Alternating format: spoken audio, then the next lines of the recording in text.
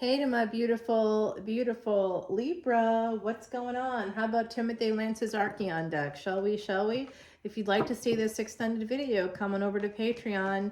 Right now, I'm doing a special Ascendant series in the VIP lounge over there. So if you want to know more, if you're a Libra Ascendant or whatever Ascendant you are and you want to know more about that, please come on over to Patreon to see that special series of videos. They're about 20 minutes each and pretty comprehensive. And then there's a bunch of other things there about the cosmic transits happening right now. You can also come on over just to see this extended video for individual signs, unlimited extendeds for individual signs, a special that's $10.10 to say thank you for all your likes, shares, and subscribes. All right, Libra, you are the 7th house ruled by Venus. Venus is in exalted position right now and will be at its highest point of exaltation toward the end of the month again. Come on over to Patreon to learn more details about that, and I will see you there. In the meantime, we've got Sagittarius energy, 9th house energy, good fortune coming in. The first card is the death card. Well, 111 on the ticker as I said that. Okay. So somebody may have, I'm going to tell you what I think this is, Libra. I think that somebody was manifesting an ending. They may have thought they weren't, but they were saying negative things. I just experienced this myself. Somebody wanting something, supposedly wanting something magical and amazing, but the whole time saying, this can't happen, this can't happen, this isn't possible, this isn't real, this isn't going to happen, I can't believe, this is doomed to failure. I mean, literally saying this is doomed to failure. I was like, okay, well, I guess it's doomed to failure then. I mean, we can only do so much over here. You know what I mean? If you're the person on the receiving end of those things, that's like, you feel like you're pulling all the weight, and that's putting you in a already starting something off with an ending. So to me, there's an ending here. There could be an ending, somebody also breaking with the past. Juggling is part of this equation somehow. Sagittarius energy. So angels are here with the Judgment card, 10-10 energy, and the High Priestess. That's a person that's very intuitive. That could be you. Somebody that is absolutely making a judgment call, that they don't feel like putting up with things from the past in their present. So it could be a different person. We often go towards new people when something ends, right? A relationship ends, we try to move towards another person. But if we haven't worked out our patterns with a therapist, somebody that's going to guide you, and if you don't listen to them, that's on you.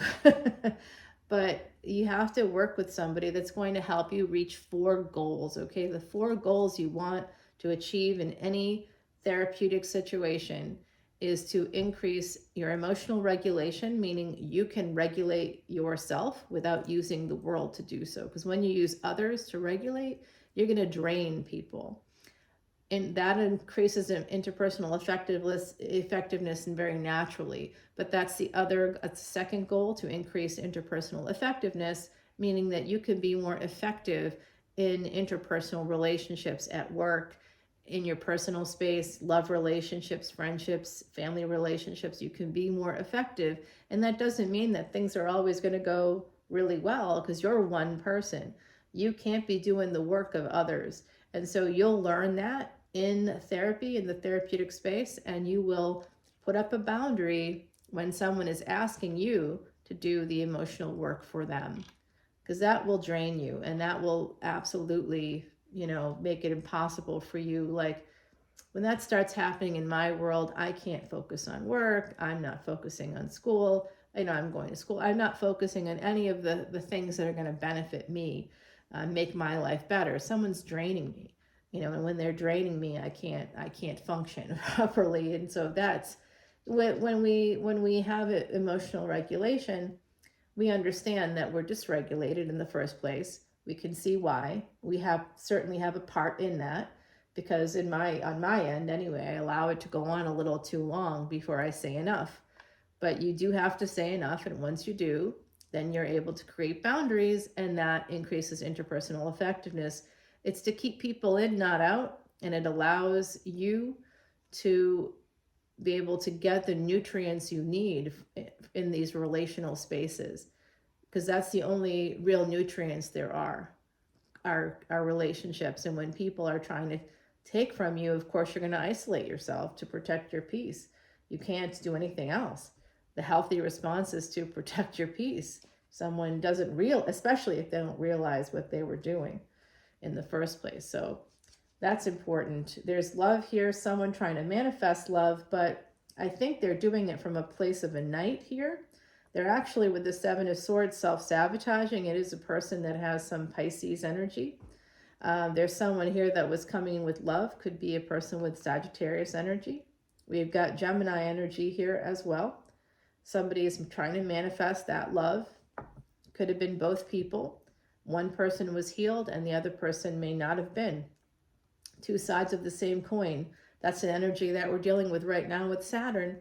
And you definitely want to keep that in mind. It's in a new lunar mansion, or moving into one anyway this weekend, that's going to be doing this.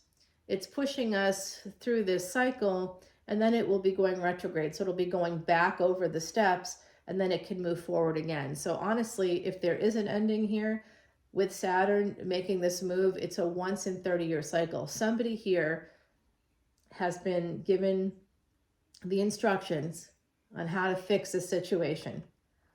Something that looks like it's a permanent ending. How do you make that better? Well, you've been given the instructions. You can fix it if you want. Someone here is quite guarded, surrounding love. There is an ending here, it looks like, in a love situation, someone trying to protect themselves. There is a person here, the person that was trying to manifest this wasn't fully healed. So they're still hanging on to things they're still juggling things in their mind. Well, if I did this, maybe this would happen. Or, juggling people and trying to, anything you're trying to juggle. If you're allowing anybody to comment on a relationship, you're not protecting that relationship. You're already putting yourself and the other party in a vulnerable space for family and friends. So when you're ready to tell people about a relationship, then you tell them about the relationship. You don't tell them about a relationship until you're ready. And when you're not ready, when you're insecure, that's when you're doing it to self-sabotage. So, because then you're opening yourself up for people's opinions. Oh, really? I don't think that's a good idea. Okay, well, thanks. I'm a 50-plus-year-old adult. I don't really care what you think. That should be you're not telling people to get their opinions. When you're doing that, you need to take that into the therapeutic space. Basically, don't be looking at your friends or family to give you honest opinions. They're not your therapists. Don't treat them that way, right? Okay, so the other goals besides interpersonal effectiveness, increasing that and being able to emotionally regulate, you also want to think about things like mindfulness, increasing mindfulness, because that increases your self-awareness. That will help you to emotionally regulate and to increase your interpersonal effectiveness. You also want your distress tolerance as part of that emotional regulation and interpersonal effectiveness and mindfulness. Your distress tolerance should go up. So when you're in a situation that would normally make you anxious, you may get a little bit of that fear trigger, but you can articulate in a calm way. I'm feeling triggered right now. It's a trauma response. I recognize that. I really want you to understand where I'm at here, and I feel, this way. I'm not going to disappear. Nothing like that's going to happen, but I definitely don't feel good about this. And so, you can talk to people about a mistake where they may make a social mistake once. A mistake is a one-time thing. Anything that's more than once is a pattern, and patterns are deliberate, even if the other party's unaware that they're self-sabotaging. And when they self-sabotage, they're sabotaging you. If you're connected to them, this is still, something that's got to be thought about. There's a hangman here who feels very betrayed. It is what it is. Nobody in this situation feels good. Seven of Pentacles, this is a failure to launch. Eight of Swords, feeling stuck on that a little bit. Might be feeling stuck on somebody with some Leo energy. Disappointed because there was a chance at real happiness here. The fool. Somebody may feel like a fool. This literally keeps coming out in every deck now. My energy is so permeating this reading, and I'm so sorry, but I am disappointed myself in a situation, very disappointed and sad, because it should have been better than it was. And now it's not, now it's nothing, so that's too bad. Ace of Wands and the King of Pentacles, somebody with earth energy may try to turn things around here. Okay, so if there's something, and I also see an ending with the past. So remember, this is how I'm translating it in terms of a relationship, but certainly it could be an ending with the past in some other capacity here. That's the truth. The World card is Saturn. Remember, Saturn going into that new sort of cycle, but it'll be going forward.